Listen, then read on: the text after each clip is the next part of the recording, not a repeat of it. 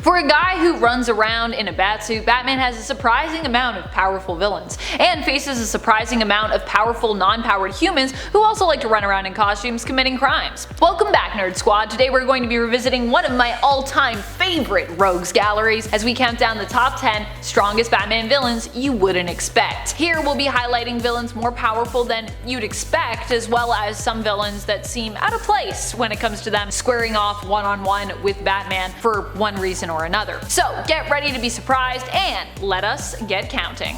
Number 10. James Gordon Jr., also known as X-Strike. James Gordon Jr. is a sociopath who in the New Earth continuity believed that empathy made you weak and set out to prove as much to Batman. While he is just a sociopathic murderer who enjoys hurting other people, James also happens to have a genius level intellect, which is obviously a pretty deadly combination. In the story Black Mirror, he set out to administer medication he had made to infants which increases psychotic tendencies, a medication he himself was using, supplementing the meds that would have helped to subdue those tendencies and calm those instincts within him. It took a while before the Bat family or the Gordons managed to figure out that something was not right when James returned. Although at least his dad, Commissioner Jim Gordon, had instincts that something was pretty much up right away and decided to follow those, which ultimately allowed James's plot to be uncovered and for him to be apprehended in the end. In the Prime Earth continuity, he was part of the Suicide Squad and was known for being their analyst. James also seems to be one of those villains who dies in stories but then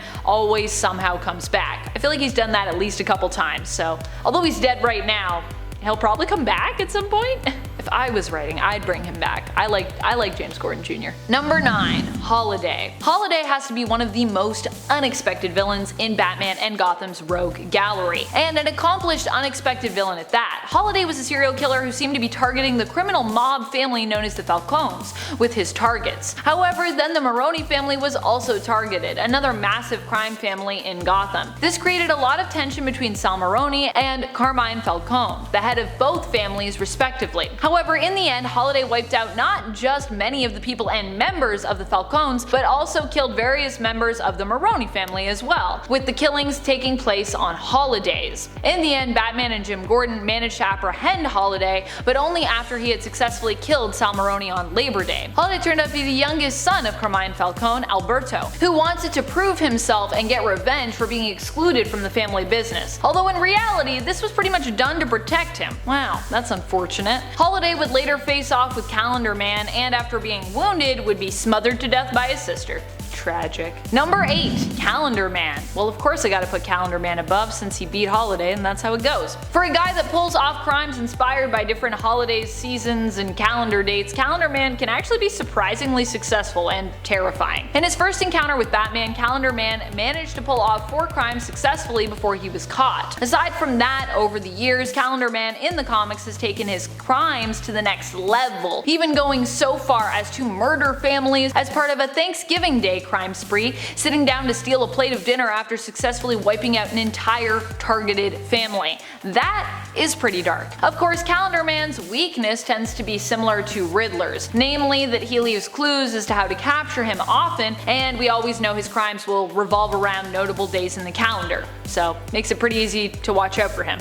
Feel like there's a holiday coming up? Well, we should probably watch out for Calendar Man. Number 7. Owlman. Pretty much everything about Owlman from Earth 3's crime syndicate is unexpected. He's the evil counterpart to Batman, but is not Earth 3's version of Bruce. Instead, he is Thomas Wayne Jr., who on his Earth was Bruce's older brother. He himself plotted to kill his parents as he believed they were mismanaging their wealth, which would of course end up being his inheritance. In the end, Bruce refused to help Thomas and even attempted to convince him to halt his plot. So Thomas Jr., saddened, was forced to kill his brother, having had much higher hopes for young Bruce. Thomas would then become Owlman and use a combination of fear, wealth, and influence to take control of Gotham. Still missing his brother, he decided to find someone to fill that hole in his heart. After meeting Dick Grayson at the circus, Thomas orchestrated the death of his parents in secret and then offered him support and a home, manipulating him into becoming his sidekick, Talon.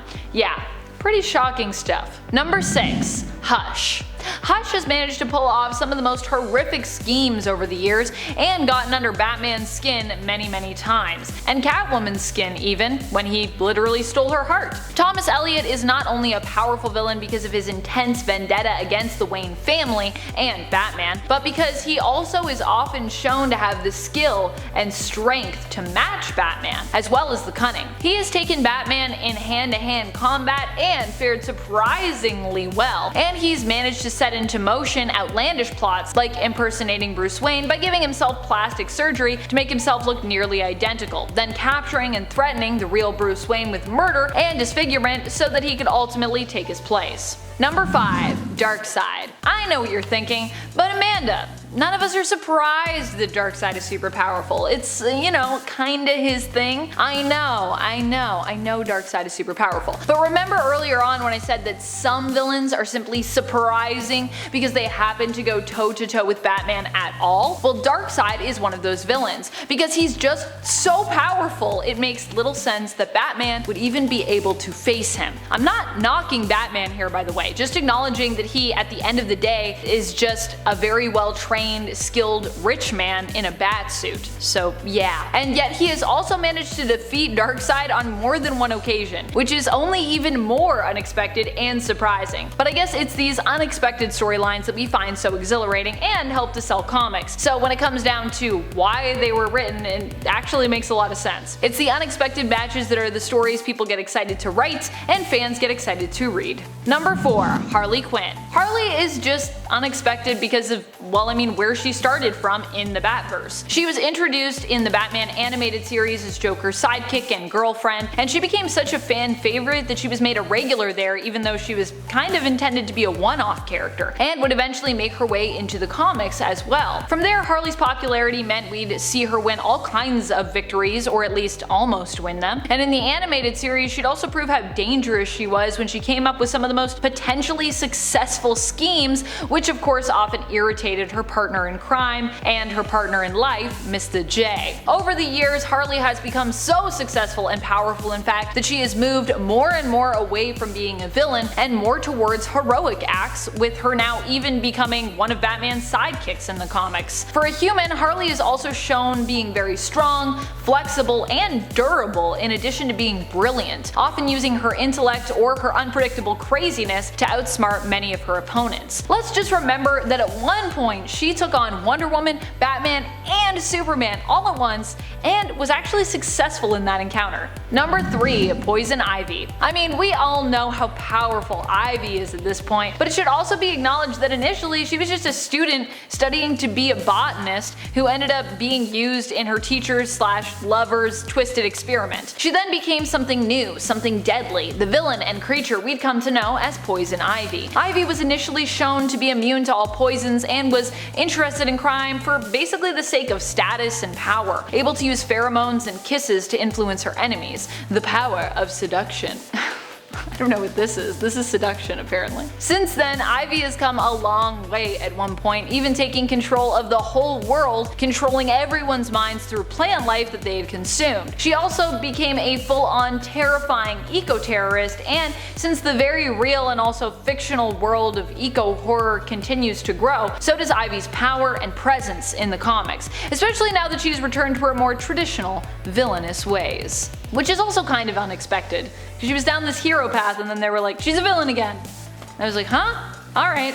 Number 2. Karma. Just because you are considered a low-level thug, or in Fleet Delmar's case a supposed freedom fighter, doesn't mean you can't rise above your rank and become something greater. That is just what Fleet did. He ended up getting his hands on some alien tech that allowed him to move up to the next level when it came to his rank as a threatening and powerful Batman villain. He was supposedly apprehended by Batman years before, who had tormented him with fear gas as punishment for his crimes. It's pretty harsh, really. This experience apparently led to him losing his eyes and becoming blind, which is why he decided to seize the alien tech and use it to get revenge. The helmet he wore granted him psychic powers, allowing him to read the minds of his opponent and counteract their attacks easily in a fight. The helmet also allowed him to absorb energy blasts, which at one point allowed Karma to take on both Black Lightning and Batman at the same time. And then he went on to have a semi-successful career with the League of Assassins, so I mean, he died, but still. pretty crazy for just like a low-level thug in my opinion. Number 1. Phantasm. Phantasm is of course unexpected given that she had a secret identity, and in the animated series we even expected her to be a he instead of a she, so that's pretty unexpected. Andrea Beaumont is also one of those very powerful and strong villains for the fact that she holds a lot of sway over Bruce Wayne, being one of his love interests as well. Not only that, but when it comes to many of her skills and her physical prowess, she is often shown to match Batman and be on a very similar level to him, which is of course quite impressive because Batman is pretty crazy. Andrea is also surprisingly more ruthless in comparison to Bruce, having no qualms with killing those who cross her, whereas Bruce typically holds back from killing, at least in the current continuity. In his original days, not so much. So not only does she potentially have him as an ally at times, but she also has all the skill, strength, and know-how to use their relationship and her knowledge of Bruce to her advantage when playing the role of antagonist. Who is your favorite Batman villain? Which Batman villain do you find unexpectedly OP? Or which extremely powerful villains are you surprised to learn have actually been beaten by Batman? Let us know in the comments below. This has been Top 10 Nerd, and I'm your host Amanda McKnight, reminding you to stay nerdy, YouTube.